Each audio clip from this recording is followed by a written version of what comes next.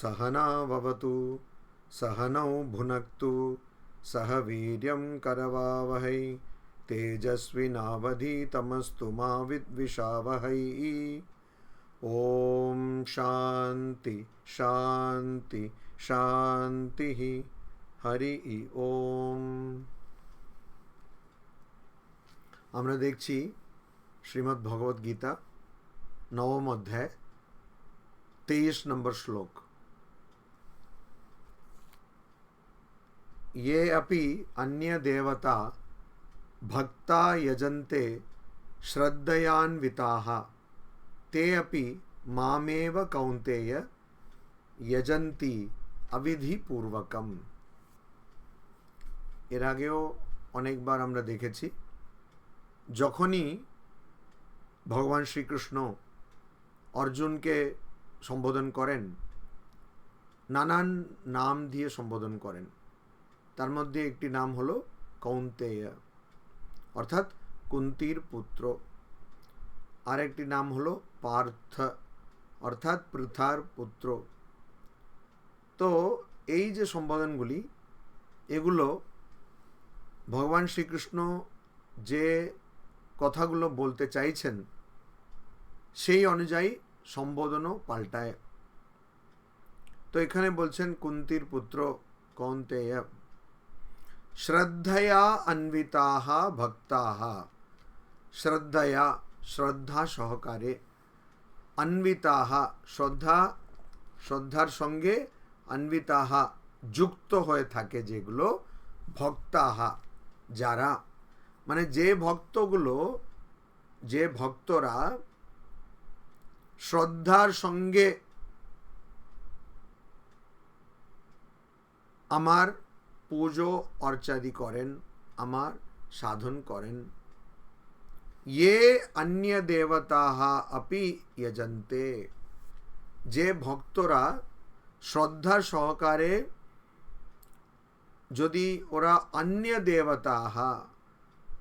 দেবতাः অর্থাৎ পরম তত্ত্বকে পুজো না করে তারা কিন্তু অন্যান্য জিনিস, অন্য যে শক্তিগুলো রয়েছে প্রকৃতির সেগুলোকে ওরা ভাবছে এটাই পরম তত্ত্ব, আর তার পুজো করছেন কিন্তু শ্রদ্ধার সঙ্গে করছেন।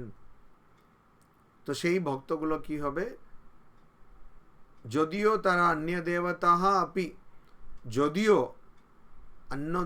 অন্য দেবতাদের যেগুলো পরম দেবতা নয় সেরকম দেবতাগুলোকে যজন্তে পুজো করছে, তাহলেও তে আপি তারাও কিন্তু अविधिपूर्वकम मामेव यजन्ति।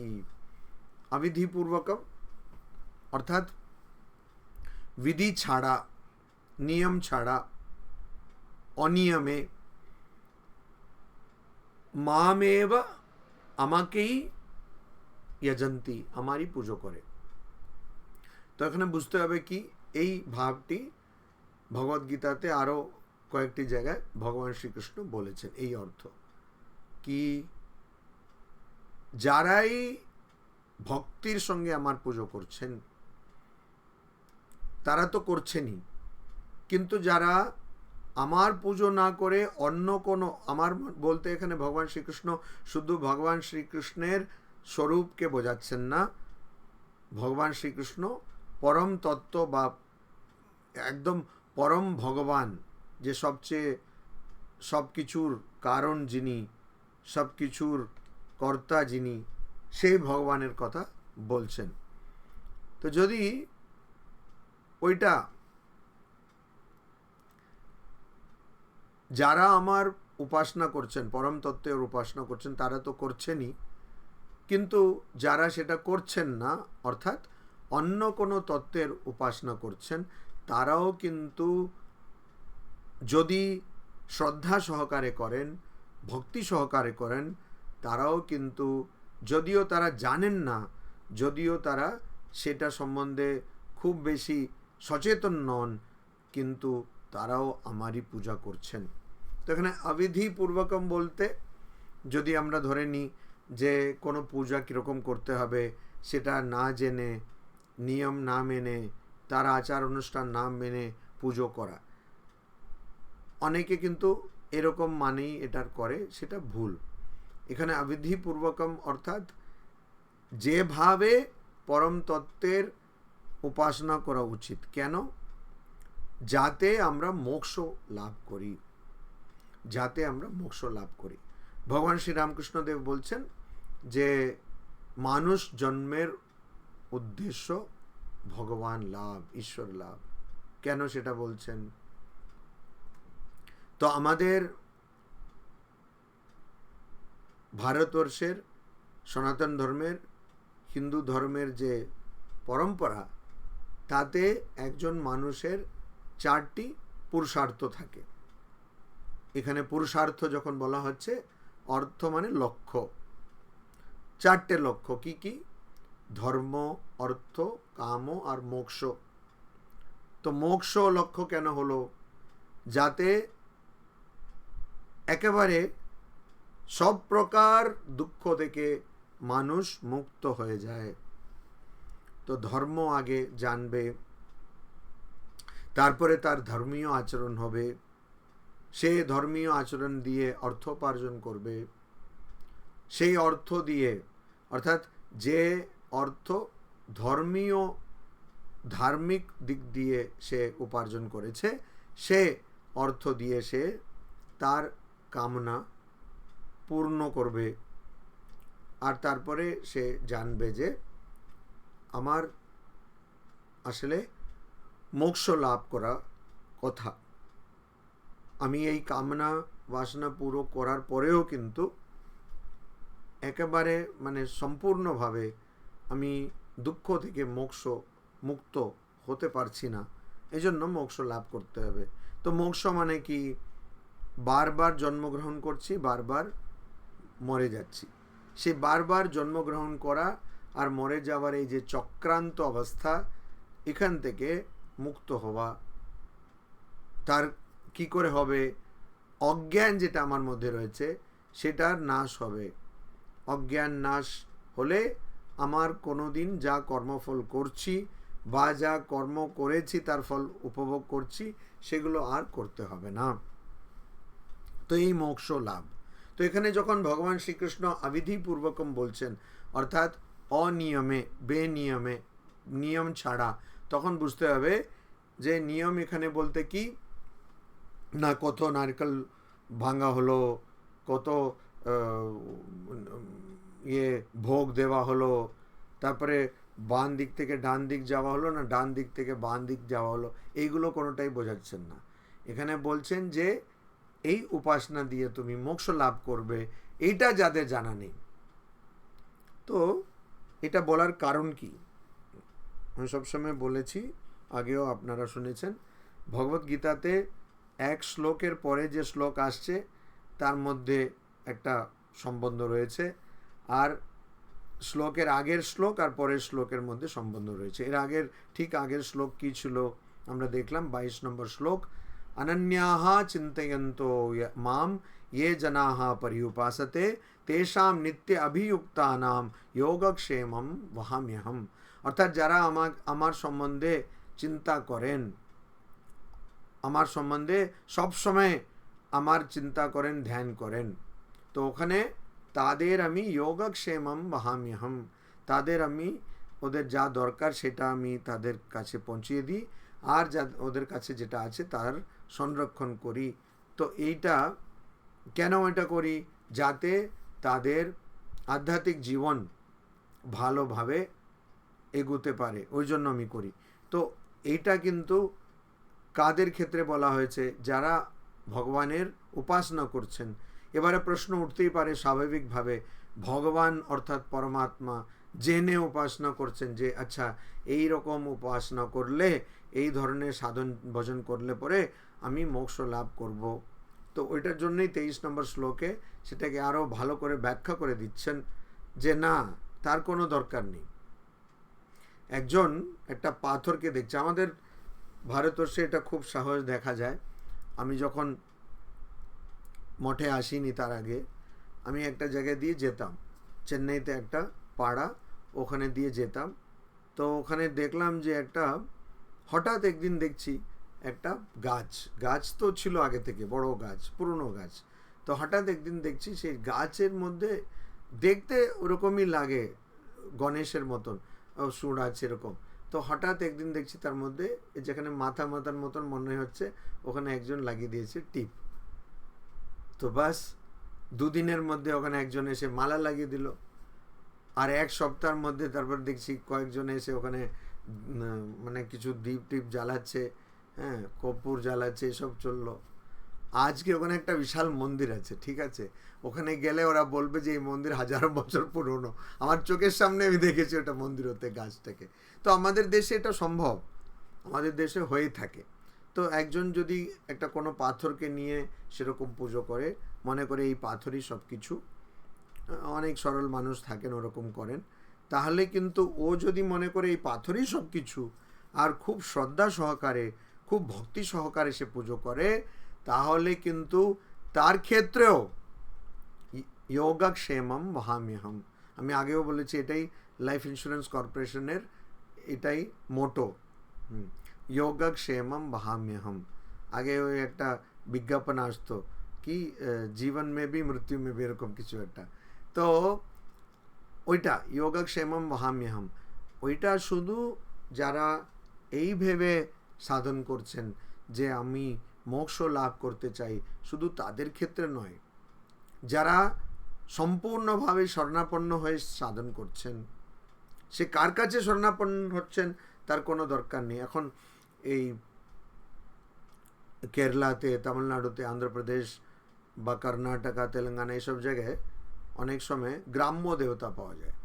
ওই দিকেও আছে, উত্তরপ্রদেশ, উত্তরাখণ্ড, ওইসব জায়গায় আছে। আলমোড়াতে একটা আছে গোলজু দেবতা, হ্যাঁ, এরকম একটা দেবতা আছে। তো চম্পাওয়াতে আছে এরকম দেবতা।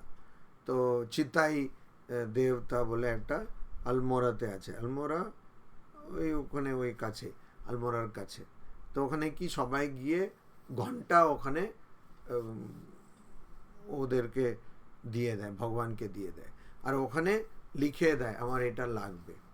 এরা কি করেছে, এটার পুরো সব লিখে রেখেছে নথিপত্র অনেক বছরের। এখন তো 2026, তো এদের প্রায় 80-90 বছরের হিসাব আছে, কে এসে এখানে কে মান্নত করেছিল আর সে কবে পেয়েছিল, ডেট সহ।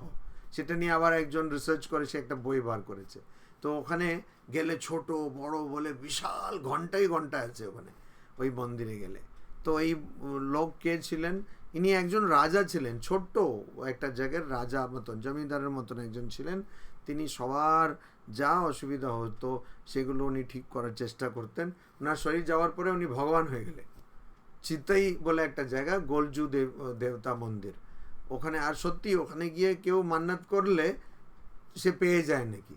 তো মান্নাত করতে হবে, লিখতে হবে, যে কোনো ভাষায় লিখুন, বাংলাতে লিখুন, হিন্দি, তামিল, উর্দু, ফারবি, মালায়ালাম, যাতে লিখুন, কিন্তু একটা ঘন্টা ওখানে আপনার সাধ্য মতন ঘন্টা একটা আপনাকে দিতে হবে। তো সেটা ওখানে দিয়ে দিলে তো ওরা ওইটাকে, ওই যে লিখেছেন আর ওই ঘন্টা, ওটাকে ওখানে টাঙিয়ে দেয়। তো সেইটাতে তারপরে ওটা হয়ে যাবে। হয়ে গেলে আবার গিয়ে ওটা বলতে হবে যে হয়ে গেল। তো এবারে ধরুন একজন ভাবছে যে এই চিতাই গোলজু মন্দির, এই যে গোলজু দেবতা, ইনি সব কিছু, ইনি আমার রক্ষা করবেন। হ্যাঁ, আছে এরকম অনেকে। তো এরকম ভাবছে, আর ওখানে গিয়ে সব কিছু প্রাণ দিয়ে কাঁদছে আর এরকম পুজো দিচ্ছে। ওর কিন্তু যোগক্ষেমম বহাম্যহম করবে কে, সে পরমাত্মাই করবে। মানে অজান্তেও যদি কেউ ভাবছে যে এই আমার দেবতা, তো এখানে এই জন্য আবেদীপূর্বকম বলা হয়েছে, ও এই অত শত ভাবছে না যে এটা করার পরে আমি আমার মোক্ষ লাভ হবে, ওগুলো কিছু ভাবছে না। শুধু ভাবছে এই দেবতা সেই আমার রক্ষা করবে, সেও কিন্তু আমারই পুজো করছে, সেও কিন্তু সেই ভগবানের কাছেই যাচ্ছে। এখানে আমার ঠাকুরের কথা মনে পড়ে যায়। ঠাকুর বলছেন না, একটা বাড়ির উপরে উঠতে গেলে সেটা কেউ সিঁড়ি দিয়ে উঠতে পারে, সে কেউ কাঠের সিঁড়ি দিয়ে উঠতে পারে, সে আবার একটা বাঁশটাকে ধরেও উঠতে পারে, আবার একটা ধড়ি ধরেও উঠতে পারে। উদ্দেশ্য হলো ওখানে উঠতে হবে, যে কোনোভাবেই ওঠা যায়। তো তো উদ্দেশ্য হলো ওখানে উঠতে হবে। তো ঠিক সেরকম একজন যদি এই ধরনের দেবতাকে মনে করে যে এই আমার দেবতা, আচ্ছা এই তত্ত্ব, এই যে তত্ত্ব, এই যে দর্শন, এটাকে ভিত্তি করে আমাদের দেশে যে বলা হয়েছে যে একজন স্ত্রী তার স্বামীর সেবা করছেন। এখন আজকের যুগে কিন্তু এ কতটা এর প্রাসঙ্গিকতা আমি বুঝতে পারছি না, কারণ কিছু কিছু স্বামীকে দেখলে সেবা করার মতন মন হয় না। তো এটা আমি জানি না কতদূর এটা প্রাসঙ্গিক, কিন্তু যদি স্বামী ভালো থাকে, স্ত্রী সেবা করছে, মানে স্ত্রী স্বামীকেই ভগবান মনে করে সমস্ত শ্রদ্ধার সঙ্গে সম্পূর্ণ ভক্তির সঙ্গে সেবা করছে, তো সে কিন্তু আমারই সেবা করছে। এই যে মহাভারতে যার কথা স্বামীজি উল্লেখ করছেন কর্মযোগে, মহাভারতে একটা প্রসঙ্গ আছে। সেটা কি প্রসঙ্গ? একটা ঘটনা আসে যে একজন সাধু সে একটা গাছের নিচে তপস্যা করছিল, অনেক দিন তপস্যা করেছে, অনেক বছর। তারপরে হঠাৎ একটা পাখির পালক ওই সাধুর উপরে পড়ে যায়। তো সেরকম খুব রেগে টেগে সে চোখটা খুলে দেখেছে উপরে, পাখির দিকে তাকিয়েছে, পাখি ছাই হয়ে গেল। ওর রাগে পাখি ছাই হয়ে গেল। তখন সে সাধক ভাবলো, বাহ, আমার খুব শক্তি অর্জন করেছি। বলে ঠিক আছে, একটু এখন খাওয়া দাওয়া করি। একটু হেঁটে ভিক্ষা করতে গেছে, একটা বাড়িতে গেছে। তো ওখানে একজন গৃহস্থ মহিলা বলেছেন, দাঁড়ান, আমি আমার মানে শাশুড়ি শাশুমা সবার সেবা করছি, সেটা করার পরে আমি আপনার কাছে আসবো, একটু এখানে অপেক্ষা করুন। এই করে বলে ও চলে গেছে ভিতরে। এবারে বাইরে দাঁড়িয়ে আছে সাধু। তো এই কিছুক্ষণ হলো, তখন বলছে যে জানে না আমি কত মানে চোখ খুললাম পাখির ছাই হয়ে গেল, আমার এত ক্যাপাসিটি জানে না, এরকম আমাকে দাঁড় করে রেখেছে। তো ভিতর থেকেও আওয়াজ দিচ্ছে, না না, তুমি আমাকে পাখি ভেবো না, আমাকে তুমি পাখি ভেবো না। তো এই আকাশ থেকে পড়লো, রে বাপরে, আমি এখানে ভাবছি আর এই মহিলা কি করে বুঝতে পারলো? তারপরে ও বেরিয়ে এসছে কাজটা সেরে। তো বলছেন, আগে তুমি ঠিক আছে ভিক্ষা টিকা পরে হবে, তুমি আগে বলো তো তুমি কি করে বুঝলে? বলল, না, আমার একজন গুরু আছেন, উনি আমাকে কতগুলো সাধন বলেছেন, আর আমাকে বলেছেন তুমি তোমার সেবাটা করে যাও, এটা যেন ভালো করে করো। তো আমি সেবা করছি, আর তাতেই আমার অনেক উপলব্ধি হয়েছে। বলছে, আচ্ছা এই গুরুটাকে? গুরু তুমি দেখবে, গুরুর সঙ্গে দেখা করবে, তোমাকে নিয়ে যাচ্ছি। তো গুরুর কাছে নিয়ে গেছে। গুরু হচ্ছে একজন ব্যাধ। হ্যাঁ, ব্যাধ মানে কসাই, একজন মানে যে মাংস শিকার করে তারপরে ওটাকে কেটে বিক্রি করে। তো বলছি এটা আবার গুরু? তো সেই গুরুই আবার সেই জ্ঞানের ব্রহ্মের কথা এই সন্ন্যাসীকে বলে দেয়, আর সেটা মহাভারতে আছে, ব্যাধ গীতা। তো ওটা কি করে এলো? ওটা এটাই যে তুমি কাকে ভগবান মানছো সেটা বড় কথা নয়, কতটা ভক্তি দিয়ে আর কতটা শ্রদ্ধা দিয়ে তুমি সেই উপাসনা করছো সেটাই বড় কথা। তো এখন সেই তোমার উপাস্য দেবতা, সেটা একটা পাথর হতে পারে, একটা কাঠ হতে পারে, মাটি হতে পারে, যাই হোক না কেন, তুমি হয়তো এটাও ভাবছো না যে এটা দিয়ে আমি মোক্ষ লাভ করব, তাতে কিছু যায় আসে না। অবিধিপূর্বকম যে কথাটা এখানে বলা আছে, তার এটাও মানে হয় যে হয়তো যে পুজো করছে বা উপাসনা করছে সে অতটা শাস্ত্র টাস্ত্র কিছু জানে না, অতটা দর্শন জানে না, কিছুই জানে না, শুধু জানে এই আমার দেবতা, আমি এর পুজো করছি। কিন্তু সেও কিন্তু আমারই পুজো করছে, অর্থাৎ পরমাত্মারই পুজো করছে। যদিও সেটা অজান্তে করছে, না জেনে করছে, যদিও সেটা মোক্ষ লাভের জন্য করছে না, তাও কিন্তু মোক্ষ লাভ পাবে। অর্থাৎ এখানে এই দুটো শ্লোকের মধ্যে দিয়ে ভগবান শ্রীকৃষ্ণ এত সুন্দরভাবে বলে দিলেন যে এখানে কিসের গুরুত্ব? শুধু শ্রদ্ধা এবং ভক্তির। শ্রদ্ধা আর ভক্তি সেটাই এখানে গুরুত্বপূর্ণ, আর কিছুই লাগবে না। শ্রদ্ধা যদি থাকে, ভক্তি যদি থাকে, তাহলেই যথেষ্ট। কিসের পুজো হচ্ছে। অনেকে অত বই পড়ে, অত শাস্ত্র সব প্রায় গিলে নিচ্ছে, তাতেও কিছু হচ্ছে না। কেন? সেটা দিয়ে কিছু হবে না। ভগবান শ্রীরামকৃষ্ণদেব বলছেন না যে পণ্ডিত সেটা এরকম উপরে পাখি উড়ছে আর নিচে যে মৃতদেহ পড়ে আছে তার দিকে নজর। তো পণ্ডিতের অবস্থা এরকম। তো ওই জন্য ওইটা দিয়ে হবে না, ভক্তি আর শ্রদ্ধা। আর পরের শ্লোকেই আবার এটার আরও ব্যাখ্যা করছেন। 24 নম্বর শ্লোক বলছেন, अहम हि सर्वयज्ञानां भोक्ता च प्रभुरेव च न तु माम अभिजानन्ति तत्वेन अतश्च्यवन्ति ते। হি নিশ্চয়ই, সর্বযজ্ঞানাম সব যজ্ঞের, যজ্ঞ বলতে কি, বেদের মধ্যে অনেক যজ্ঞের কথা বলা হয়েছে, সেটা একটাই যজ্ঞ। আর প্রত্যেক মানুষের 5টি যজ্ঞ প্রতিদিন করা উচিত। সেটা কীরকম? তার মধ্যে একটা হচ্ছে পিতৃযজ্ঞ। পিতৃযজ্ঞ মানে যারা আমাদের পূর্বপুরুষ তাদের সেবা করা, তাদের জন্য পুজো করা, তাদের স্মরণ করা ইত্যাদি। তারপরে হচ্ছে নৃযজ্ঞ, অর্থাৎ অন্য মানুষের সেবা করা।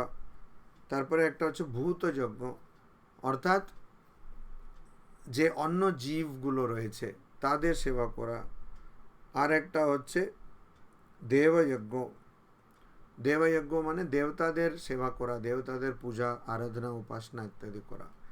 আর একটা হচ্ছে ঋযজ্ঞ বা ঋষিযজ্ঞ, মানে আমাদের গুরুদের পুজো করা। এই 5টি যজ্ঞ একজন মানুষকে রোজ করতে হয়, প্রতিদিন করতে হয়। তো সেটাও যজ্ঞের মধ্যে পড়ে। যজ্ঞের আরেকটি পরিভাষাও হতে পারে কি, আমি যা এই পৃথিবী থেকে আহরণ করছি, যা নিচ্ছি আমার আহার খাবার হিসাবে, বা আমি জ্ঞান অর্জন করছি সেই হিসাবে, বা আমার থাকার জন্য যা কিছু আমি নিচ্ছি সেটাকে আমাকে এই পৃথিবীকে ফেরত দিতে হবে, এই সমাজকে ফিরিয়ে দিতে হবে। সেটা একটা যজ্ঞ সবসময় চলছে। তো এই সব যজ্ঞ যেটা বেদের মধ্যে রয়েছে, কিছু কামনা পূর্ণ করার জন্য যজ্ঞ করতে হবে।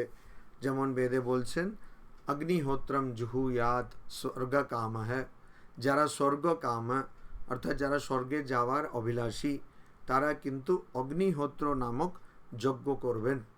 তো সেরকম যজ্ঞ।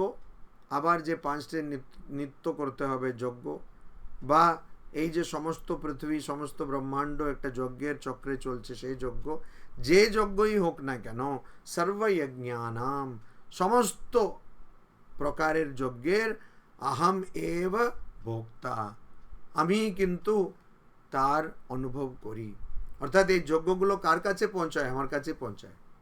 যদিও এই যজ্ঞের প্রসাদগুলো খেয়ে আমাদের খুব ভালো লাগে, কিন্তু সব কিছু যজ্ঞ পৌঁছচ্ছে কার কাছে?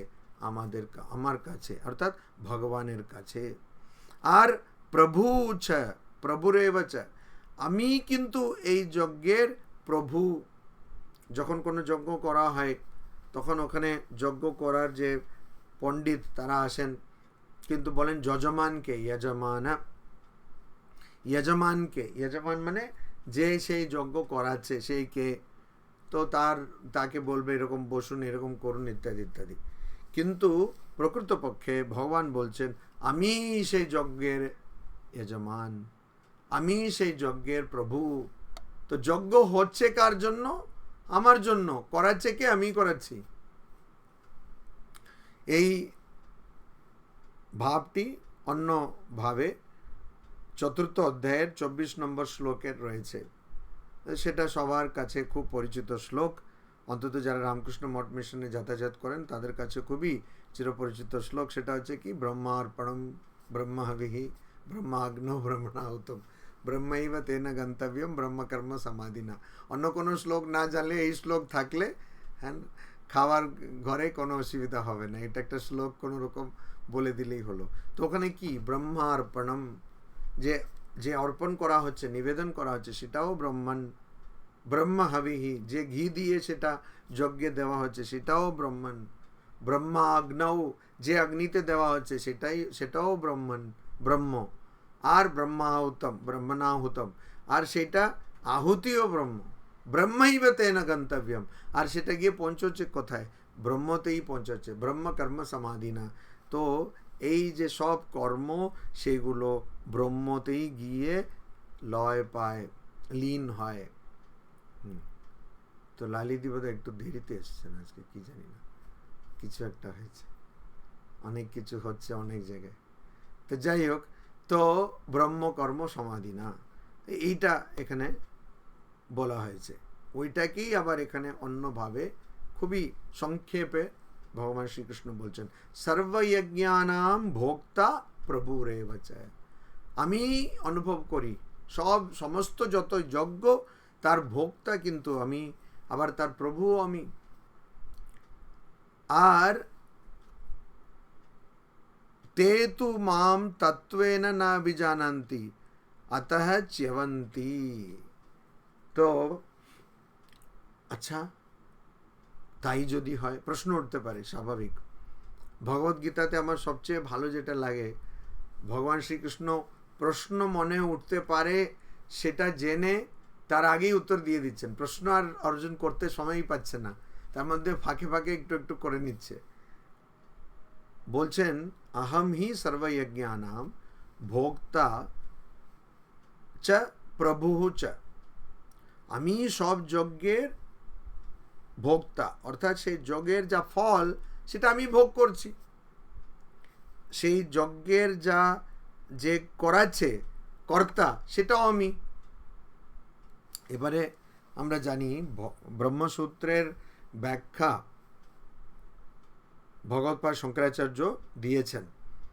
তার আগে কিন্তু উনি ওই ব্যাখ্যার আগে সেই ব্যাখ্যার একটা ভূমিকা লিখেছেন, যেটা অধ্যাস ভাষ্যে বলে খুবই প্রসিদ্ধ।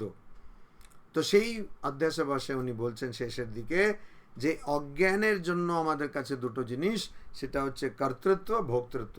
আমি কর্তা, আমি ভোক্তা। তো আমি কর্তা, তো অনেকে বলে আমি কর্তা, আমি কর্তা বলতে থাকে না, আর আমি ভোক্তা। তো আমি কর্তা, আমি করছি সব কিছু, আর আমি অনুভব করছি। আসলে এইটা অজ্ঞানের লক্ষণ, এই ভাব দুটি অজ্ঞানের লক্ষণ। ওই অজ্ঞানের জন্য এরকম মানুষের মধ্যে ভাব আসে। এখানে ভগবান কি বলছেন, আহম হি সর্বযজ্ঞানাম ভোক্তা চ প্রভু চ। আমি কিন্তু সব যজ্ঞের, অর্থাৎ যজ্ঞ মানে কি, যত কর্ম হচ্ছে তার আমি কিন্তু প্রভু, অর্থাৎ আমি করছি কর্মগুলো, আর আমি কিন্তু ভোক্তা। তো কর্তাও আমি, ভোক্তাও আমি। কিন্তু শঙ্করাচার্য কেন বললেন এটা অজ্ঞানের লক্ষণ? ওটাই বলছেন, তে তু মানে কিন্তু, তে তারা, মাম তত্ত্বেন না অভিজানন্তি, তারা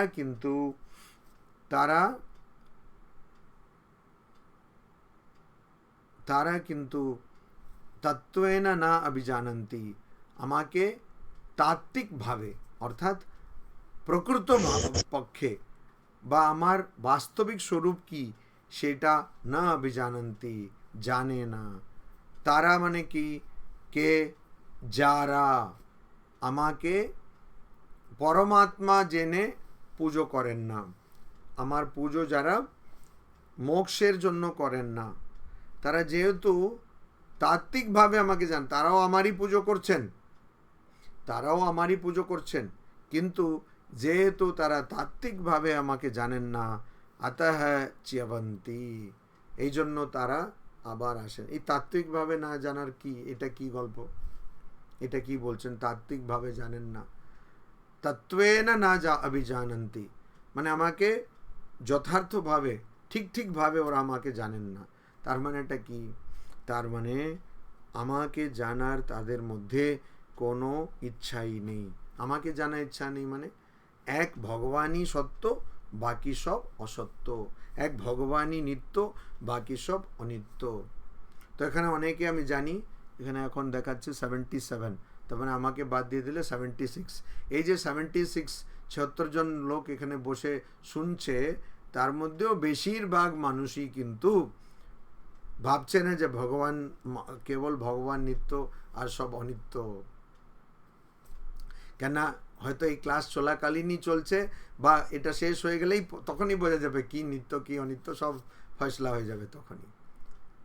তো ওইটাই সবাই করে, কেউই ভাবছে না, ব্যাকুল হয়ে যাচ্ছে না, আহা আমি ভগবানকে দেখতে পাইনি, আজকেও একদিন চলে গেল, দর্শন হলো না, এরকম কে বলছে? সবাই থোড়ি ঠাকুর শ্রীরামকৃষ্ণ হয়ে গেছে, কেউই বলছে না। বলছে আজকে ক্লাসে মহারাজ কী সব বলছিলেন, এরকম করা যায় কি? তো মহারাজের কি 3 সময় ঘন্টা পড়ে, মহারাজ তো আর জানেন না এগুলো, ওই জন্য এরকম বলছেন। তো কোনো অসুবিধা নেই, আমাদের তো কত খাটখোট পড়াতে হয়, কত কিছু করতে হয়। আবার এখন পড়ানোর জন্য জ্বালানিও পাওয়া যাচ্ছে না, গ্যাসেরও খুব কষ্ট। হ্যাঁ, গ্যাস তো চিরকালই কষ্ট ছিল, তার জন্য ট্যাবলেট খেতে, এখন তো গ্যাস পাওয়াও যাচ্ছে না, সেটা আবার একটা গ্যাসের কষ্ট। তো এরকম সব গ্যাসিয়াস ম্যাটার হয়ে রয়েছে। যাই হোক, তো বলছে এটা তো মহারাজ তো বুঝতে পারবেন না, মহারাজ এসব বলছেন। তো তখনই বোঝা গেল কোনটা নিত্য কোনটা অনিত্য। কত ধানে কত চাল, তখনই বোঝা গেল। তো ওই জন্য বলছেন যে তত্ত্বেন না জানন্তি না বিজানন্তি, তারা আমাকে ঠিক ঠিকভাবে জানেন না, বা জানার চেষ্টা করেন না। জানেন না মানে এমন না যে সবাই ব্রহ্মজ্ঞানী হয়ে গেছে, অর্থাৎ জানার স্পৃহা, জানার ইচ্ছাই নেই, তারা জানতে চান না। তাদের কি হয়, তো এই না চাওয়ারটাই হচ্ছে অসুবিধা। মা বলছেন না মোক্ষ মানে কি, মোক্ষ মানে কি একদম কোনো ইচ্ছা না থাকার অবস্থা, নির্বাসনাই মুক্তি। মায়ের কথা, নির্বাসনাই মুক্তি, কোনো বাসনা নেই, অর্থাৎ কোনো ইচ্ছা নেই। আবার মাই বলছেন একটা রসগোল্লা খাওয়ার ইচ্ছা থাকলেও আবার জন্মগ্রহণ করতে হবে। বারবার আমি বলি, রসগোল্লা আমি দেখছি অনেক জায়গায় পাওয়া যায়, খুব ভালো হলেও একটা রসগোল্লা 50 টাকার বেশি তো পাওয়া যাবে না, 50, 60, 70, 100ই করুন না, 100 টাকার জন্য আবার জন্মগ্রহণ করতে হবে, বাপরে বাপ। তো ওইটা ভাবতে হবে। তো এটা নির্বাসনাই মুক্তি। তো এখানে আমার সেই নির্বাসনা অবস্থায় পৌঁছানোর চেষ্টা আমি করছি কি, আমি কি চাইছি নির্বাসনা হতে, এটা একটা বড় কথা। আর এই জন্য তে চ্যবন্তি, অতঃ সেই জন্য, সেই কারণে চ্যবন্তি মানে ফেরত আসে। ফেরত কোত্থেকে আসে? এই যে আগের শ্লোকে বললেন না, যে যারা এটা ভেবে পুজো করছে না যে আমি মোক্ষ লাভ করব, বা আমাকে পরমাত্মা ভেবে পুজো করছে না, বা অন্য কিছুকে পুজো করছে, আমার পুজো করছে না, বা আমাকে যারা পুজো করছে তারাও কিন্তু আমাকে পরমাত্মা বা মোক্ষ লাভ করব বলে পুজো করছে না, তাহলে কিন্তু তারাও আমারই পুজো করছেন। পার্থক্যটা কোথায়? কেন জানতে হবে? কেন জানবো যে আমাকে আমার মোক্ষ লাভ করতে হবে? এটা কেন আমি জানবো? এই উদ্দেশ্যে কেন আমি উপাসনা করব, কেন প্রার্থনা করব? এই উদ্দেশ্য দিয়ে। পার্থক্যটা এখানে 24 নম্বর শ্লোকে বলে দিলেন। যদি সেটা তুমি জানো, তাহলেই কিন্তু তোমার আবার জন্ম হবে না। আর যদি সেটা না জানো, তাহলে তোমার আবার জন্ম হবে, তোমার আবার জন্ম হবে। তো মাধবানন্দজি মহারাজ রামকৃষ্ণ মঠ মিশনের 9ম অধ্যক্ষ ছিলেন, মাধবানন্দজি মহারাজ। তো এই মাধবানন্দজি মহারাজ কিছুদিন বিদেশে ছিলেন, কিছুকাল, তখন আমেরিকাতে ছিলেন। ওখানে আমাদের একটা শাখা কেন্দ্রে মহারাজের একটা লেকচারের ব্যবস্থা করা হলো। তো মহারাজ ওখানে লেকচার দিচ্ছেন। তো এটা নিউ ইয়র্কের ঘটনা। ওই নিখিলানন্দজি মহারাজ একটা সেন্টার করেছিলেন নিউ ইয়র্কে, Ramakrishna Vivekananda centre of new York. এই নিখিলানন্দজি মহারাজই কথামৃতের অনুবাদ করেন ইংরেজিতে। তো ওখানে একটা অনুষ্ঠানে চলছে, তখন এই খুব বেশি কথা চলছিল যে চার্চ, ক্যাথলিক চার্চ, এমনি সব চার্চই, বিশেষ করে ক্যাথলিক চার্চ, তারা ওই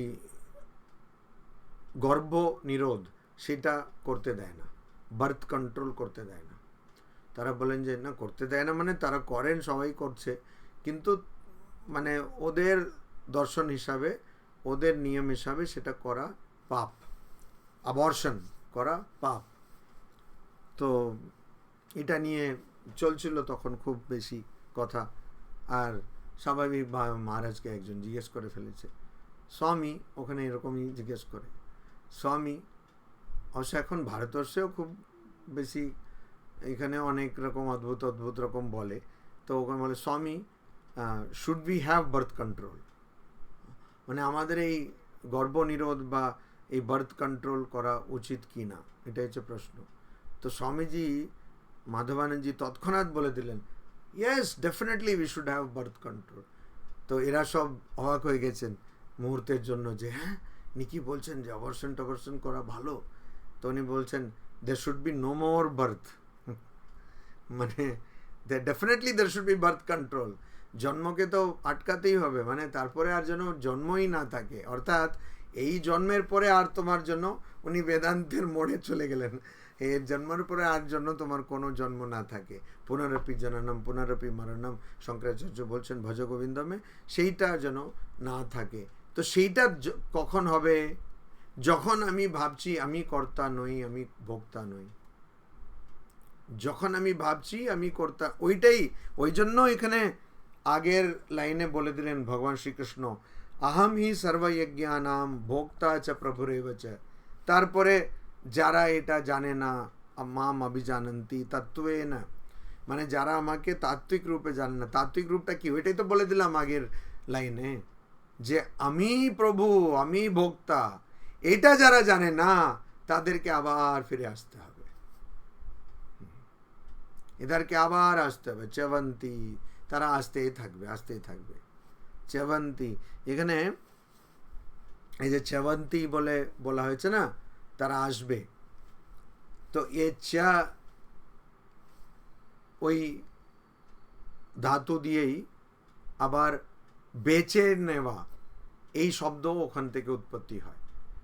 তো আমরা যে আসছি সেটা আসলে আমরা বেছে নিচ্ছি, আমাদের কর্ম দিয়ে বেছে নিচ্ছি। আমি যখন কর্ম করি আমি ভাবছি আমি করলাম, ওই জন্য ওই কর্মের ফল আমাকে ভোগ করতে হবে। যখন ভোগ করছি আবার তখনও ভাবছি আমি ভোগ করছি, ওইটারও আবার কর্মফল ভোগ করতে হবে। তো কি হচ্ছে, দুবার করে আমরা একটা কর্মেরই ফল ভোগ করছি।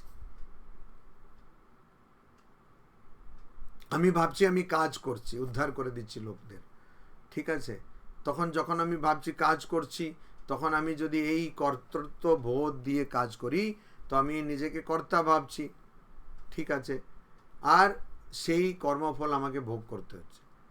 এই কাজ করার পরে আমি কিছু মাইনে পাবো বা কিছুটা পাবো, তো সেটা দিয়ে আমি গেলাম কোথাও, হয়তো গোয়া গেলাম, এখন দেখছি সবাই গোয়াই যাচ্ছে, গো আ বলছে আর এরা গো আ যাচ্ছে। হ্যাঁ, তো সবাই গোয়া গেল, এখান থেকে ওই পাশেই গোয়া, তো গোয়া গেল সবাই। তো ওখানে গিয়ে তারা খুব আনন্দ করলো, তো ভাবছে আমি আনন্দ করছি, তখন আবার সেই কর্মফল ভোগ করছে। তো একটা কাজ করলো, তার থেকে আয় হলো, তার জন্য দুবার করে কর্মফল ভোগ করছে। এটা কেন হচ্ছে? কেন আমি ভাবছি আমি কর্মফল ভোগ করছি, আমি কর্ম করছি, এটা। তো ওইটাই এখানে বলছেন, না তো মাম অভিজানন্তি, যারা আমাকে ভালো করে তত্ত্বে না জানন্তি, অভিজানন্তি, যারা আমাকে ঠিক ঠিকভাবে জানেন না, তারা কিন্তু তে চেবন্তী। তো এখানে আরেকটা মানেও আছে, সেটা কি, যারা কোনো কাজ করলো, তো সেই কাজ করার পরে, মানে সেই যজ্ঞ হোক বা কোনো কর্ম হোক, সব কিছু ওই যজ্ঞের মধ্যে ধরা যেতে পারে, তারা কিন্তু ওই কর্মের ফল পাবেন, ওই কর্মের ফল পাবেন।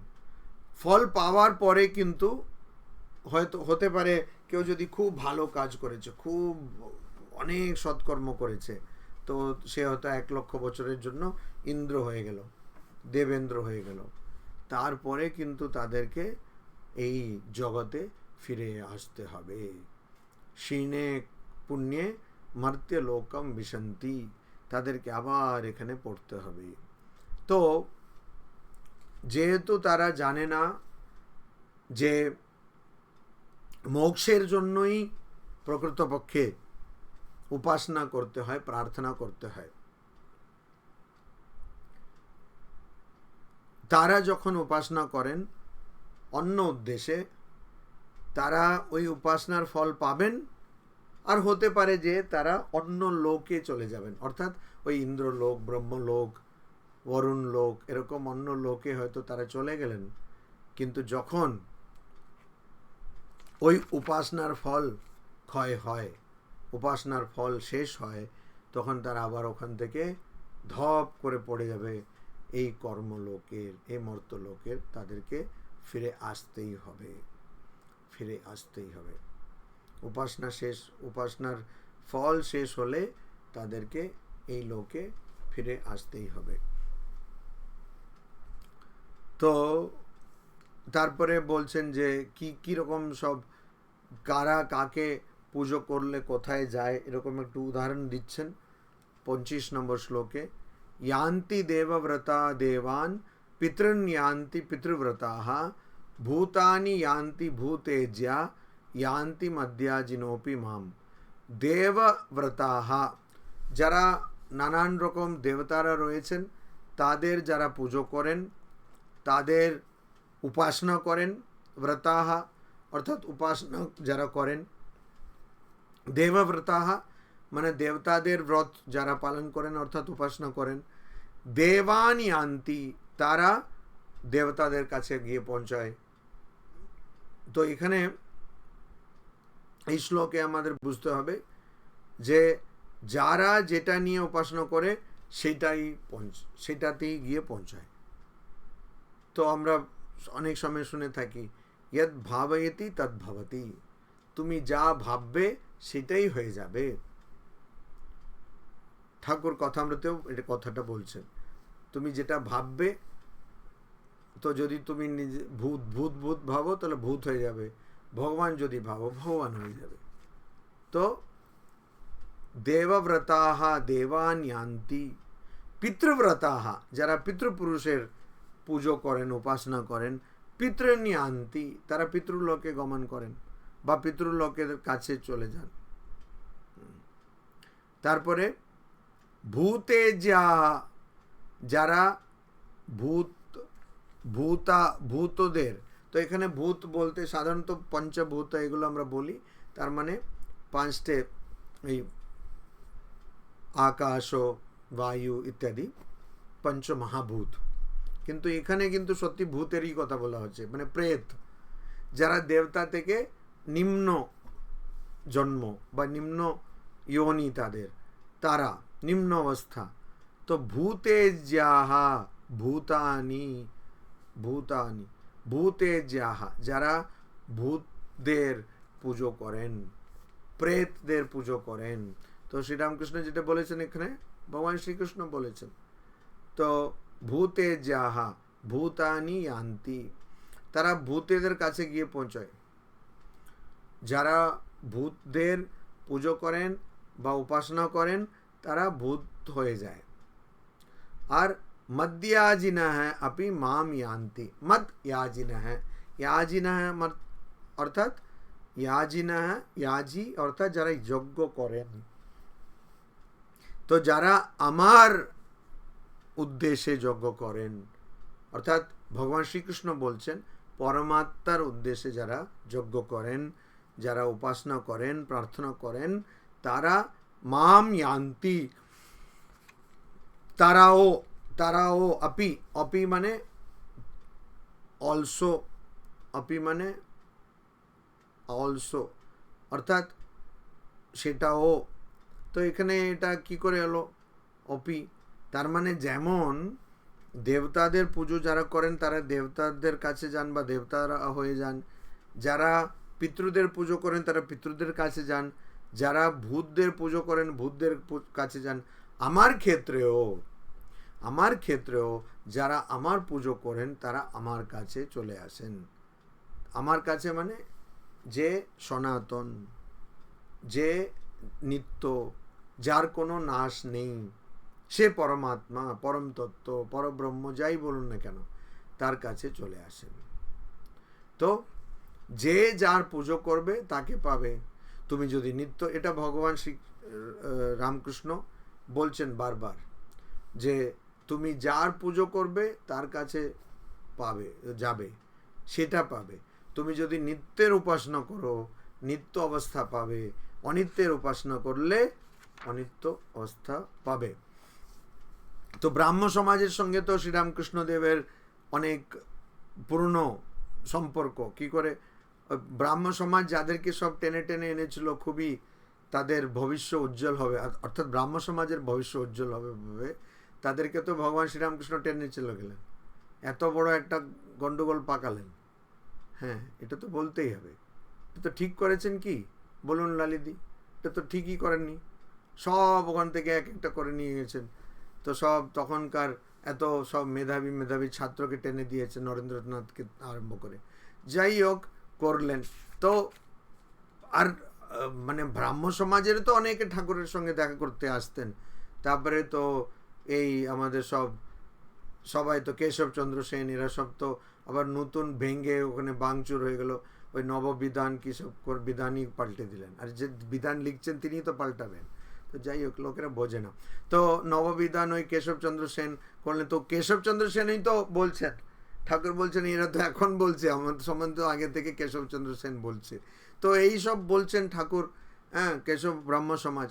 তো ব্রাহ্ম সমাজ থেকে অনেকে আসতেন। এখন অনেকে ভাবছেন, লালিদি ইনক্লুডেড, ভাবছেন যে হঠাৎ এটা ব্রাহ্ম সমাজে কেন চলে গেল, এর কোনো সম্পর্কই নেই। মহারাজের আমরা জানতাম, মাঝে মধ্যে একটু এরকম হয়, কিন্তু এখন বেশি হয়ে যাচ্ছে।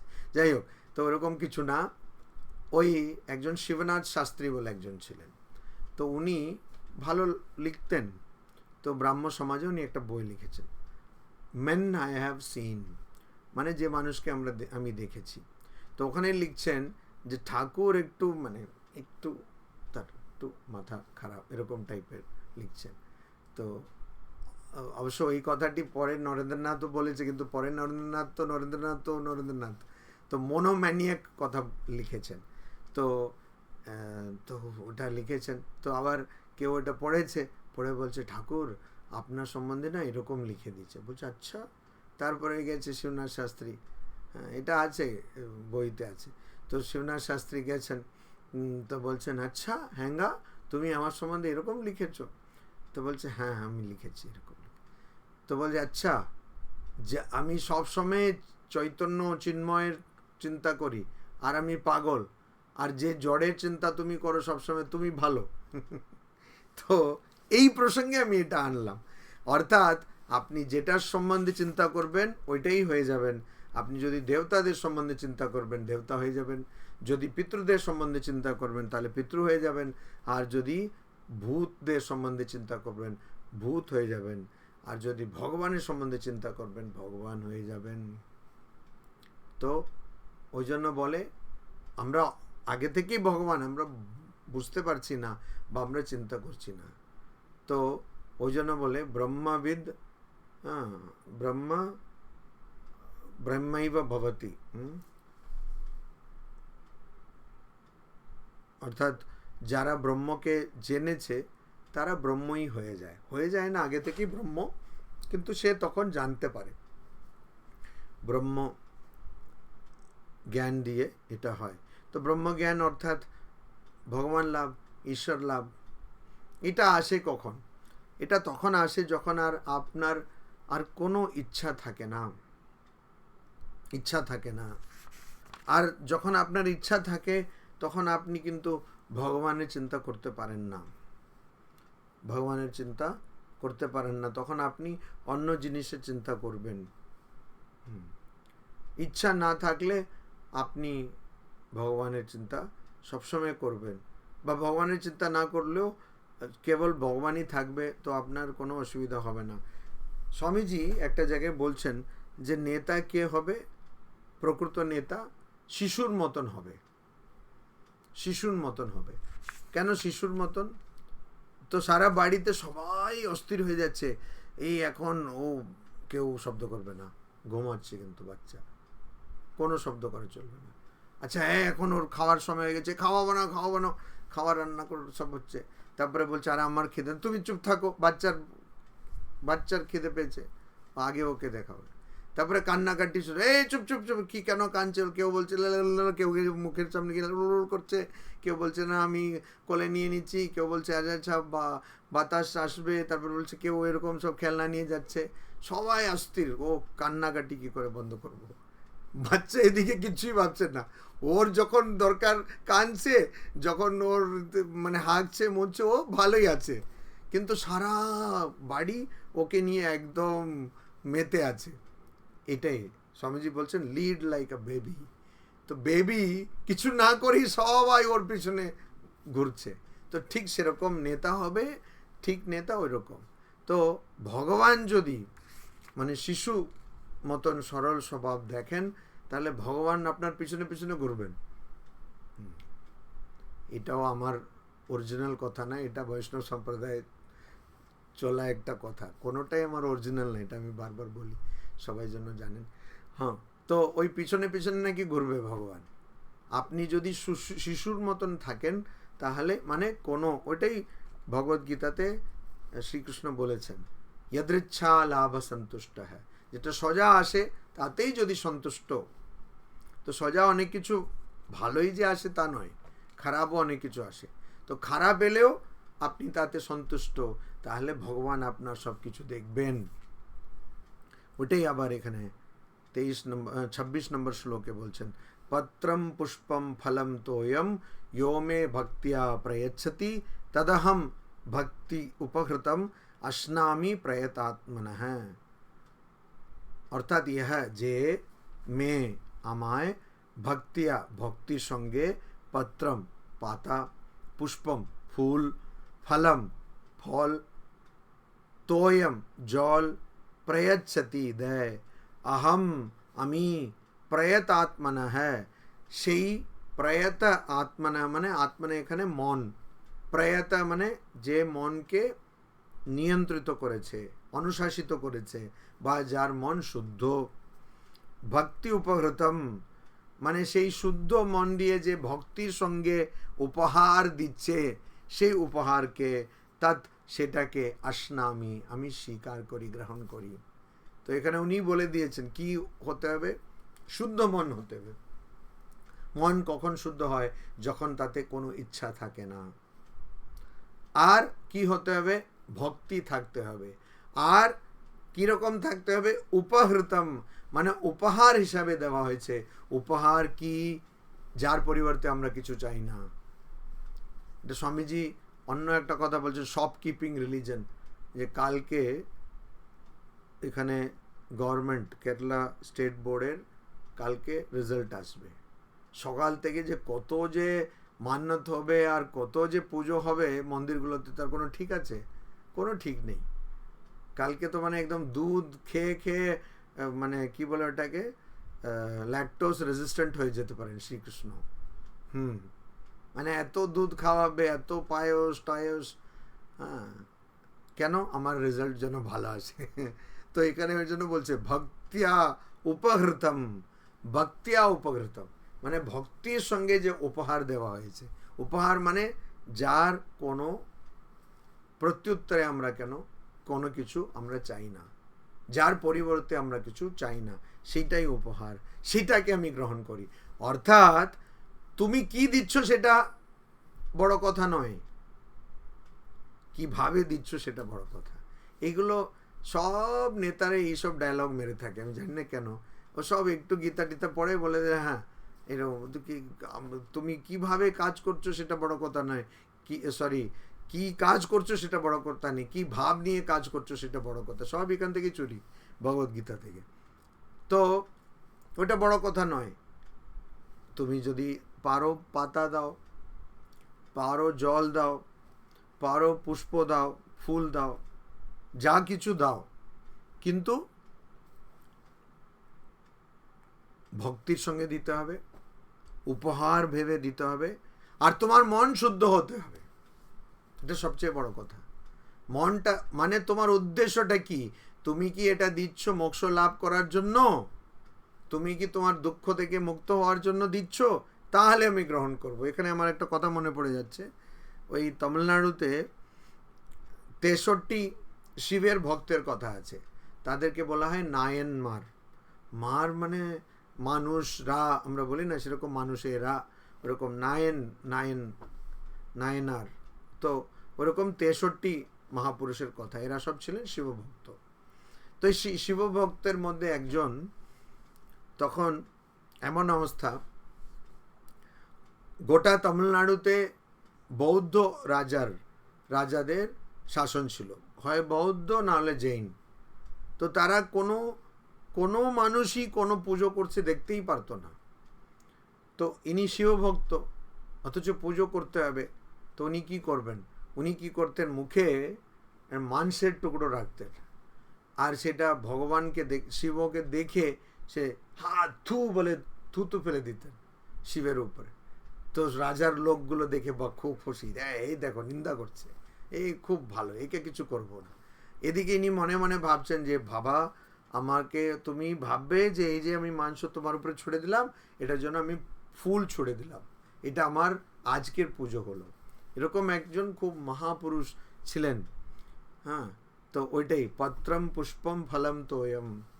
তুমি কি দিচ্ছ সেটা ব্যাপার নয়, তোমার মনে কি আছে আর তোমার মনটা কীরকম আছে, সেটা কি সমস্ত ভাবে তাতে কোনো ইচ্ছা নেই, তাহলে আমি সেটা গ্রহণ করি। আর ভক্তির সঙ্গে দিচ্ছ, তাহলে গ্রহণ করি। এমনি এমনি শশী মহারাজ বলেননি। একদিন শশী মহারাজ যখন চেন্নাই মঠে ছিলেন, তখন বলছেন, দেখো আজকে তো আমি কিছু পেলাম না, আজকে আমি তোমাকে ওই সমুদ্রের বালিটাই দেবো, আমিও সেটাই খাবো। কিন্তু সেটা হলো না, কিছু পেলেন শেষে, তো ওই সমুদ্রের বালিটা আমি দেব। তো কেন? ওইটা তো পত্রম পুষ্পম ফলম তোয়ম, যা তুমি। তো এখানে কিন্তু ওই কেন এখানে বলে দিয়েছেন ভগবান, প্রয়তাত্মনঃ ভক্তিয়া, মানে ভক্তির সঙ্গে উপহার হিসাবে দিতে হবে, আর তোমাকে শুদ্ধ মন তোমার থাকতে হবে। অর্থাৎ যে মনটাকে নিয়ন্ত্রণে আনা হয়েছে, যেটা অনুশাসিত মন। কেন বলেছেন? কেন এটাও তো হতে পারে আমি পুজো টুজো করবো না বাবা, দরকার নেই, হ্যাঁ যা পারো খাও, না খেলে মরো, এরকম ভাব থাকলে হবে না। সেটা তো ভাব থাকে তো অনেকের, তো সেটা হবে না, সেটা হবে না। তোমার মনটা শুদ্ধ হতে হবে। শুদ্ধ অর্থাৎ যেখানে কোনো আগ্রহ, কোনো ইচ্ছা থাকবে না। ওম শান্তি শান্তি শান্তি। हरि ओम तत्सत। श्री राम कृष्णार्पणमस्तु।